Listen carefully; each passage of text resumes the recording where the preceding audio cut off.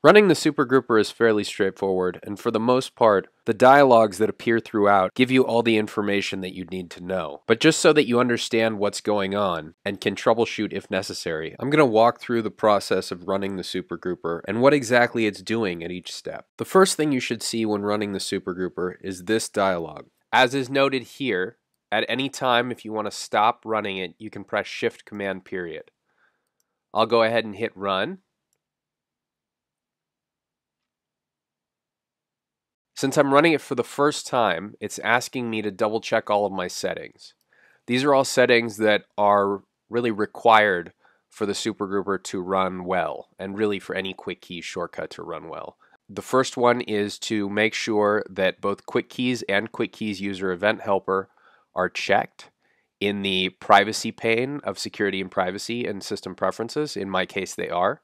If they were not, I could click the lock in the lower left-hand corner, type in my password, and put check marks next to both of them. The other thing I want to check is that the Quick Keys application get info window has prevent app nap checked. Prevent app nap is a function that Apple added in OS 10.9 that basically prevents inactive applications from using resources. Which can be problematic with quick keys because sometimes the operating system may think that the application is inactive, but it's just waiting or doing something else. So just make sure those two things are good. And all of that information is described in here, and then I'll hit OK. And now it's going to ask me if I want to see the directions. If you're running Supergrouper for the first time, I would recommend hitting Show. Now I have the option to do a single sequence or multiple sequences. So I'm going to run a single sequence. Now it's asking me if I want to create the add edits or if I want to skip the add edits. In this case, I already have add edits in my sequence, so I'm going to hit skip. And it wants to know if I'd like to remember those decisions or if I want it to ask me again in the future. In this case, I'll just hit remember because it's easier not to have to tell it every time. Now this dialog lists all of the settings that could potentially cause issues when the supergrouper is running. So the first thing you want to do is you want to make sure that the sequence is open in the timeline. I have that here. Technically that's not necessary if you're doing multiple sequences, but it's always a good thing to do. This is the most important one. You want to make sure that you're using the SG5 user settings. So that's what we did earlier. You want to make sure you haven't deleted any tracks. So for example, if I wanted to sub out tracks 4 through 7 and I had deleted track V6, then the supergrouper would get stuck because it would try to go to V6 and wouldn't be able to move on. It wouldn't be able to tell if it was a blank track or just not anything at all. So you want to make sure that you haven't deleted any tracks between the tracks that you want to sub out. You want to make sure that the track control panel is hidden. This is the track control panel. The way that the subclipping works is that each track has to be soloed. And in order to solo a track, unfortunately, the only way to do that is by actually clicking these buttons right here. And Quick Keys works in such a way that the button always has to be in the same place. So if you have the track control panel on, then Quick Keys will click here, therefore causing it not to solo. So you want to make sure that that looks like this, which would be the track control panel hidden. If you've changed your font size to something other than the standard font size, which is Arial with 11-point font, you want to make sure you change it back. When Quick Keys is selecting the text of the bin, if you're using a larger font size, it can actually cause problems. So make sure that your font size is within this range. And also, going back to the soloing, you want to make sure that you haven't renamed any of your tracks, because you'll notice if I rename track V1, for example, to the longest track, then my solo button actually moves. And as I mentioned before, Quick Keys always expects it to be in the same place. So if you rename the track, it will not solo properly. So if you do have renamed tracks, I would recommend either removing the names or cutting your media into a new sequence that uses the default track names. If I want to get back to the supergrouper at any point, all I have to do is click on the quick keys icon and it'll bring back the dialog. And again, if you have any issues with any of this stuff, you can go to support, which is right here in the middle.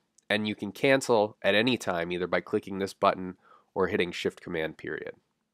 So I'm going to hit continue. The first thing that the supergrouper is going to ask me to do is specify the video tracks that I'd like to sub out.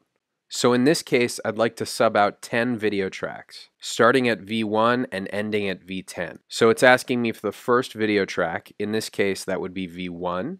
So I'll type in the number 1 and then I'll hit OK.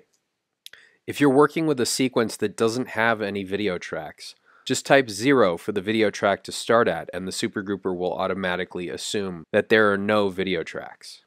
And now it's asking for the last video track. So that would be V10. So I'll type in the number 10 and I'll hit OK. If any of the tracks in between 1 and 10 were blank, that wouldn't be a problem because the supergrouper will actually skip over blank tracks. So I'll hit OK, and now it's asking me for my ISO audio tracks.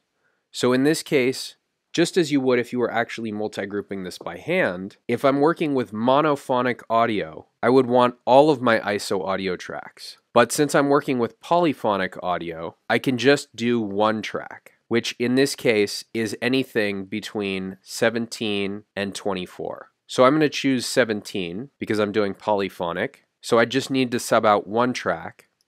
So what I'll do is I'll type in for my first audio track, I'll type in 17, and from my last audio track, once again, I'll type in 17. And that means that it will basically go through 17 and only sub out that track. Now, once I've specified that information, all I have to do is step away from the computer and wait until it finishes. You'll notice that as it runs, the supergrouper actually gives notifications as to what it's doing in the upper right-hand corner. This is now sped up 20 times the normal speed, but what it's going to do is it's going to find the end of each track, and then it's going to go back to the beginning of that track and sub out every clip on that track. It will know when it reaches the end of that track because at the beginning, as it's doing now, it went back and found out where the last clip of that track was. Once it reaches the end of each track, it moves on to the next track. So it started with V1, we're now on V5.